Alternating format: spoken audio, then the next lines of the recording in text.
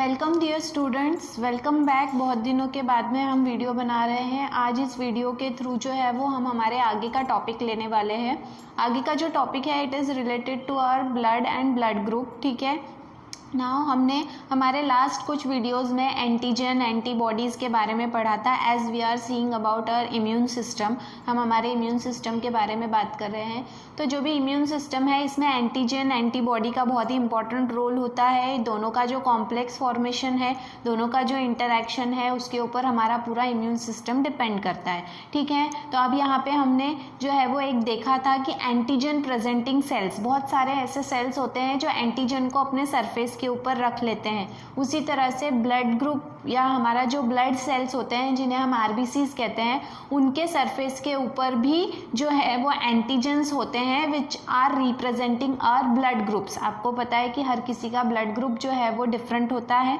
तो जो भी ब्लड ग्रुप है वो कैसे डिटरमाइन किया गया है, तो that depends on the type of antigen. कौन सा एंटीजन हमारे ब्लड सेल के सरफेस के ऊपर प्रेजेंट है, उसके हिसाब से हमारा ब्लड ग्रुप जो है वो डिसाइड होता है। ठीक है, तो antigen on blood group blood cells, यहाँ पे वही कहा गया है कि ह्यूमन रेड ब्लड सेल्स जो हैं उनके, जिसे हम आरबीसीज कहते हैं, उनके सरफेस के ऊपर जो एंटीजन प्रेजेंट रहते हैं that is representing the type of blood group. ठीक है, इसके बाद में यहाँ पर बहुत सारी कोशिशें की गई हैं to determine different types of blood group. अलग अलग तरह का ब्लड ग्रुप सिस्टम जो है वो, जैसे हम बोलते हैं ना कि हम डिस्कवरी अगर हम करते हैं तो इन द लाइन ऑफ डिस्कवरी, जो भी शुरुआत से लेके आखिर तक के जो है वो कई सारी डिस्कवरीज होती हैं। तो इस एरिया में भी कई सारी डिस्कवरीज हुई हैं जिसमें से बहुत सारे सिस्टम्स निकल के आए हैं। जैसे कि ABO ब्लड ग्रुप जो हम फॉलो करते हैं, RH है, RH फैक्टर, देन डफी, इसके अलावा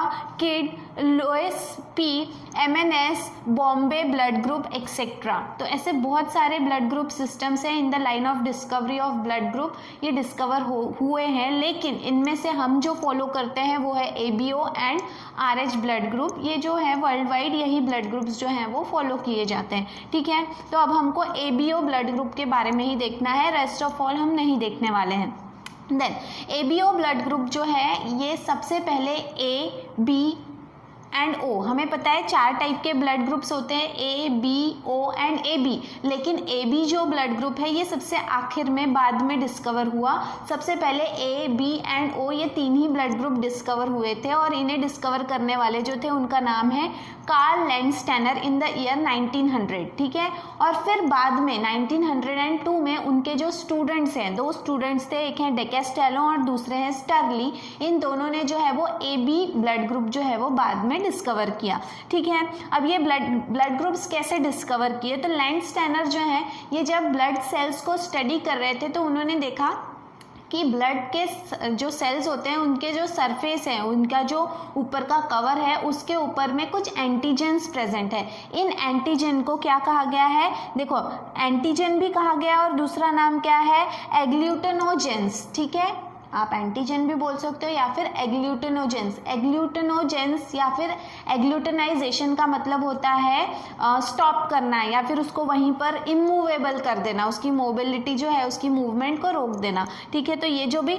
2 प्रकार के एंटीजन, उन्होंने अलग अलग ब्लड सेल्स जब स्टडी किए तो उनको पता चला कि बहुत सारे ब्लड सेल्स में आपको सिर्फ 2 ही प्रकार के जो है वो एंटीजन दिखाई दे रहे हैं और उनको उन्होंने नाम दिया antigen A and antigen B। ठीक है, ये 2 नाम उन्होंने दिए।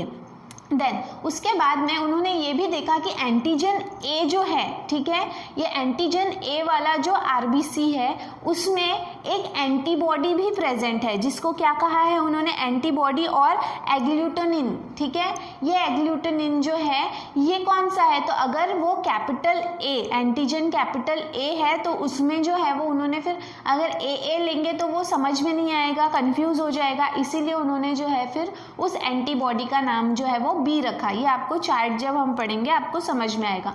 सबसे पहले देख लो कि हम बात कर रहे हैं कि जो भी लैंडस्टेनर है उन्होंने ये डिस्कवर किया कि जो भी ब्लड सेल्स होते हैं इनमें 2 प्रकार के एंटीजन उसके सरफेस पे पाए जाते हैं।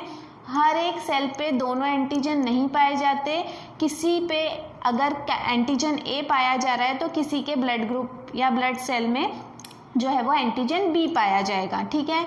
एंटीजन के साथ साथ उनमें एंटीबॉडीज भी होती है, ठीक है। And on the basis of that, देखो नेक्स्ट क्या बोल रहे हैं कि जो भी उन्होंने नाम दिया फिर एंटीबॉडी का, वो है स्मॉल ए स्मॉल बी, ठीक है। कैपिटल ए कैपिटल बी क्या है, एंटीजन, और स्मॉल ए स्मॉल बी क्या है, एंटीबॉडी, ठीक है। अब यहाँ पे on the basis of presence और एब्सेंस, एंटीजन ए प्रेजेंट है या एंटीजन बी प्रेजेंट है या नहीं है, उसके बेसिस पे ब्लड ग्रुप डिसाइड किए गए हैं which is represented in his chart. देखो जिसका ब्लड ग्रुप ए है, ठीक है, उसका जीनोटाइप मतलब उसके जीन्स कैसे रिप्रेजेंट किए जाते हैं, कैपिटल आई ए। हम पहले भी बात कर चुके हैं कि जो भी हमारा ब्लड ग्रुप है वो आई नाम के जीन से जो है या आई नाम के अलील से रिप्रेजेंट होता है। तो कैपिटल आई ए या फिर कैपिटल आई ज़ीरो मतलब वो रेसेसिव है, आप उसको स्मॉल आई भी लिख सकते हो।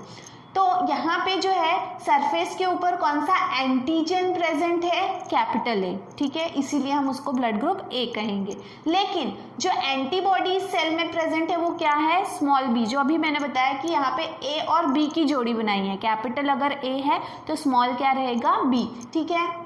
देन ये कौन से ब्लड ग्रुप को ब्लड डोनेट कर सकते हैं, ठीक है, ट्रांसफ्यूज कर सकते हैं, कैपिटल ए मतलब ए ब्लड ग्रुप वाले को या फिर ए बी ब्लड ग्रुप वाले को। किससे ब्लड रिसीव मतलब ले सकते हैं, ए या फिर ओ, ठीक है, ये ब्लड ग्रुप वालों से वो ब्लड ले सकते हैं। उसी तरह से ब्लड ग्रुप बी, ये रिप्रेजेंट हो रहा है कैपिटल आई बी या फिर कैपिटल आई ज़ीरो मतलब रेसेसिव, ठीक है। देन ये जो है इसके पास में कौन सा एंटीजन प्रेजेंट है, कैपिटल बी, और एंटीबॉडी कौन सा प्रेजेंट है, स्मॉल ए, ठीक है। ये किससे ब्लड जो है वो डोनेट कर सकते हैं, तो वो है बी और ए बी वालों को, और किससे ले सकते हैं तो बी और ओ वालों से, ठीक है। Then A B blood group जो है it is represented by capital I B, ठीक है। ये ए बी एंटीजन इनके पास में रहेगा, लेकिन इनके पास में कोई भी एंटीबॉडी नहीं होती है, ठीक है, एंटीबॉडीज नहीं होती। यही कारण है कि ए बी ब्लड ग्रुप वाले जो है वो ब्लड सिर्फ ले सकते हैं, किसी को दे नहीं सकते, क्योंकि उनके पास में एंटीबॉडीज नहीं होती। क्योंकि अगर वो ब्लड ग्रुप ए वाले को अगर ब्लड देंगे तो उसको एंटीबॉडी बी भी देना पड़ेगा, ठीक है। अगर वो ब्लड ग्रुप बी वाले को देंगे तो उसको एंटीबॉडी ए भी देना पड़ेगा, इसीलिए वो किसी को नहीं दे सकते, ठीक है। इसीलिए यहाँ पे एंटीबॉडीज नहीं है, और वो डोनेट जो है वो सिर्फ ए बी वालों को ही कर सकते हैं, लेकिन वो सभी से ले सकते हैं।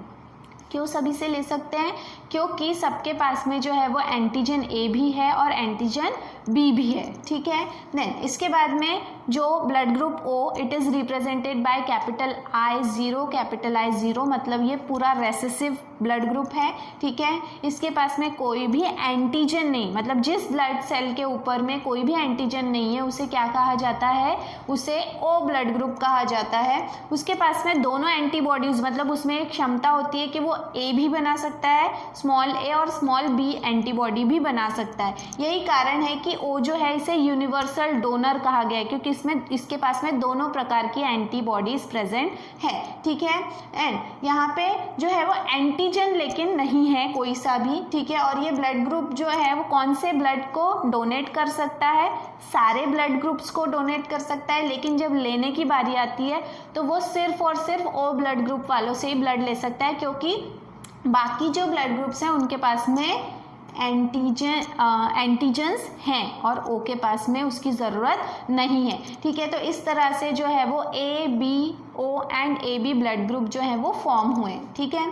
देन इसके बाद में आजकल जो है वो हमने देखा है कि सिर्फ आपका ब्लड ग्रुप ओ है, ए है, ये सब जो है वो ज़रूरी नहीं है उसमें, उसके साथ साथ आपका ओ पॉजिटिव है, ओ नेगेटिव है, ए पॉजिटिव है, ए नेगेटिव है। तो ये जो भी पॉजिटिव नेगेटिव फैक्टर जो है इसे क्या कहा जाता है, it is called as RH factor. क्या कहा जाता है इसे, RH फैक्टर कहा जाता है, ठीक है।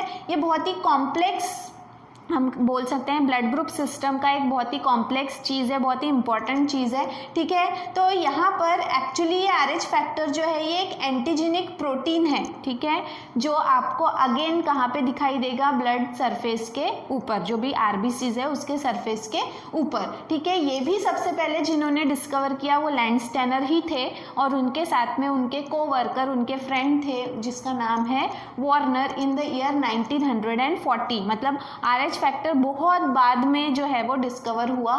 RH फैक्टर क्या है? तो RH फैक्टर सबसे पहले जिसमें डिस्कवर हुआ वो था रेसस मंकी। जैसे हमें पता है कि हमारे जो पूर्वज हैं, एंसेस्टर हैं, वो मंकीज़ माने जाते हैं और रेसस मंकी जो है उसका जो हीमोग्लोबिन है वो ह्यूमन हीमोग्लोबिन से बहुत ज़्यादा मिलता जुलता है। यही वजह से जो है वो रेसस मंकी को हमसे जोड़ा गया है, हमसे जो है वो बहुत सिमिलर माना गया है। तो सबसे पहले रेसस मंकी में जो है ये फैक्टर डिस्कवर किया गया था और यही कारण है कि रेसस मंकी का RH, रेसिस का RH जो है उसी को लेकर ये नाम दिया गया है RH फैक्टर, ठीक है। ये RH फैक्टर क्या है? तो ये RH फैक्टर कुछ और नहीं बल्कि एक और एंटीजन है जो एंटीजन A और एंटीजन B से बहुत अलग है, ठीक है। अब इसको नाम उन्होंने क्या दिया, लैंडस्टेनर ने ही called it as antigen D antigen उसको नाम दिया है, ठीक है। अब लेकिन उन्होंने एक चीज़ भी नोटिस की कि ये D एंटीजन हर एक सेल के ऊपर प्रेजेंट, मतलब हर एक पर्सन के RBC के सरफेस के ऊपर प्रेजेंट नहीं है। इस वजह से उन्होंने जिसके सेल के सरफेस के ऊपर ये प्रेजेंट रहेगा उसे RH पॉजिटिव कहा और जिसके सेल के सरफेस के ऊपर प्रेजेंट नहीं रहेगा उसे RH नेगेटिव कहा है, ठीक है। तो यहाँ पे वही कहा है कि एंटीजन D जो है जिसमें प्रेजेंट रहेगा वो RH पॉजिटिव रहेगा, ठीक है, हैविंग, और जिसमें लैकिंग मतलब नहीं है उसे क्या कहा है, RH नेगेटिव कहा है, ठीक है। अब RH फैक्टर जो है D एंटीजन ये बहुत ही एक स्ट्रॉन्ग बोल सकते हैं हम कि अगर जिसके सरफेस के ऊपर जो है ये D एंटीजन पाया जाता है उसमें उस पर्सन के ब्लड सेल्स में ये कैपेसिटी होती है कि वो बहुत जल्दी जो है वो एंटीबॉडीज जो है वो तैयार करने की कैपेसिटी रखता है, ठीक है। तो यहाँ पर ये जो सिस्टम है ये कब एक्टिवेट होगा, जब ये जो भी एंटीजन है वो किसके बॉडी में डाल दिया जाए, RH नेगेटिव, जिसके पास में ये एंटीजन नहीं है। इसका एक एग्जांपल यहाँ पे दिया हुआ है कि अगर एक मदर है, ठीक है, माँ है, जिसका जो ब्लड ग्रुप है वो क्या है, when it occurs when RH negative mother, मतलब मदर क्या है, RH नेगेटिव, उसके पास में एंटीजन नहीं है, कौन सा, D वाला, कंसीव्स RH पॉजिटिव फीटस, लेकिन उसका जो हस्बैंड है उसका अगर RH पॉजिटिव ब्लड ग्रुप है तो हो सकता है, क्योंकि जो बच्चा होता है उसका ब्लड जो है ब्लड ग्रुप वो या तो माँ से मिलता है या तो पिता से मिलता है। तो अगर उसका ब्लड ग्रुप जो है वो पिता से मिलता है तो माँ नेगेटिव है, लेकिन जो बच्चा उसके कोख में बढ़ रहा है, उसके वूम्फ में डेवलप हो रहा है, वो अगर पॉजिटिव है तो क्या होता है, ऐसे समय में क्या होता है, ड्यूरिंग चाइल्ड बर्थ, जब माँ जो है वो बच्चे को जन्म दे रही है तो गलती से जो है वो बच्चे का ब्लड माँ के सर्कुलेटरी सिस्टम में एंटर कर सकता है, ठीक है। अब बच्चे का जो ब्लड ग्रुप है वो पॉजिटिव है, जिसका मतलब उसके पास में एंटीजन D है। ये एंटीजन D किसके ब्लड में जा रहा है, माँ के, जिसके पास में एंटीजन D नहीं है। एंटीजन मतलब क्या बताया था मैंने आप लोगों को, फॉरेन ऑर्गेनिज्म, मतलब बाहर से आया हुआ कोई घुसपैठिया। तो ये जो भी बच्चा है उसके ब्लड के माध्यम से बाहर से आया हुआ कुछ ऐसी चीज़ जो माँ के शरीर में नहीं है या माँ का शरीर, माँ का खून उसे पहचानता नहीं है, उसके अगेंस्ट में जो है वो माँ का खून, माँ की बॉडी, माँ का इम्यून सिस्टम, रोग प्रतिकारक शक्ति जो है वो क्या बनाना शुरू करेगा, RH एंटीबॉडीज, मतलब उस RH फैक्टर जो माँ के पास में नहीं है उसे मारने के लिए वो क्या बनाएगा, एंटीबॉडीज बनाएगा, जिसकी वजह से क्या हो सकता है, जो बेबी है, ठीक है, जो बेबी है वो तो बर्थ ले लेगा, लेकिन उसकी वजह से क्या हो सकता है, देखो यहाँ पे क्या कहा गया है, इरिथ्रोब्लास्टोसिस, ठीक है, क्या बोला है, इरिथ्रोब्लास्टोसिस, मतलब जो भी इरिथ्रोस या इरिथ्रोसाइट मतलब होता है RBCs, हमारे ब्लड सेल, वो फूट सकते हैं, ब्लास्ट हो सकते हैं, ठीक है। और उसकी वजह से फोइटैलिस, बच्चे के जो ब्लड्स, क्योंकि ये जो भी एंटीबॉडी RH एंटीबॉडीज फैक्टर जो है वो रिलीज हो रहा है, तो वो किस में जाएगा, बेबी के बॉडी में जाएगा, जिसकी वजह से जो बेबी है, बच्चा है, उसके जो ब्लड सेल्स हैं वो फूट सकते हैं और उसकी वजह से बच्चे की क्या हो सकती है, डेथ हो सकती है। देखो क्या बोला है, हेमोलिटिक। हेमोलिटिक मतलब उसके जो ब्लड सेल्स हैं, लिटिक या लिसिस मतलब होता है फूटना, ठीक है, डिसीज ऑफ न्यूबॉर्न। तो हो सकता है कि वो जो बच्चा है उसमें या तो ये एक डिसऑर्डर हो कि उसके शरीर में खून नहीं बनेगा, खून जो सेल्स बन रहे हैं वो फूट जाएंगे, या फिर उस बच्चे की डेथ हो सकती है। इस तरह का जो डिसऑर्डर है वो हो सकता है अगर क्या होता है, नेगेटिव और पॉजिटिव ब्लड ग्रुप जो है वो अगर एक साथ मिल जाते हैं, ठीक है, और उसकी वजह से जो डिसीज हो रहा है उसे HDN मतलब हीमोलिटिक डिसीज ऑफ न्यूबॉर्न या फिर इरिथ्रोब्लास्टोसिस फोर्टालिस ये कहा गया है, ठीक है। तो इसीलिए अब इससे बचेंगे कैसे, ठीक है, क्योंकि सबसे पहली बात, अगर मैरिज जब हम करते हैं तो हम देखो हमारा इंडियन जो कल्चर है उसके वजह से, उसके थ्रू जो है वो हम कुंडलियाँ मिलाते हैं, ठीक है। तो अगर आप कुंडलियाँ मिलाने के साथ साथ ब्लड ग्रुप भी मिलाते हो तो that is a very good thing कि आप ये चीज़ जो है वो रोक सकते हो। लेकिन इन केस अगर नहीं हुआ है ऐसा, और अगर नेगेटिव पॉजिटिव पर्सन के बीच में शादी हो गई, RH नेगेटिव है, RH पॉजिटिव है, तो ऐसे समय में जो है प्रिवेंशन के तौर पे एक प्रिवेंटिव मेजर निकाला है कि जो माँ है प्रेगनेंसी के दौरान उसे RH एंटीबॉडीज जो है वो इंजेक्ट किए जाते हैं। मतलब उसकी बॉडी जो है वो बर्थ के समय पे ऐसा रिस्पॉन्स ना दे, ठीक है, जब बेबी को वो जन्म दे रही है उस समय में उसकी बॉडी ऐसा रिस्पॉन्स ना दे, इसलिए पहले से ही उसको ड्यूरिंग प्रेगनेंसी ऐसे इंजेक्शंस लगाए जाते हैं कि ताकि बेबी को बर्थ देते समय उसकी बॉडीज़ जो है वो एंटीबॉडीज़ बाद में तैयार ना करे, ठीक है, और उसकी वजह से जो है फिर बेबी को नुकसान ना पहुँचे। That is a preventive measure which is discovered nowadays, ठीक है। लेकिन पहले के समय में जो है वो जब ऐसा कुछ नहीं था तो ऐसा होता था, and that is the natural thing, ठीक है। So this is all about the antigen present on the blood cell, the type of blood groups and the RH factor. इसके बाद में हम जो है वो कई सारे डिसीजेस के बारे में पढ़ने वाले हैं इन अवर नेक्स्ट वीडियोज़। तब तक के लिए थैंक यू।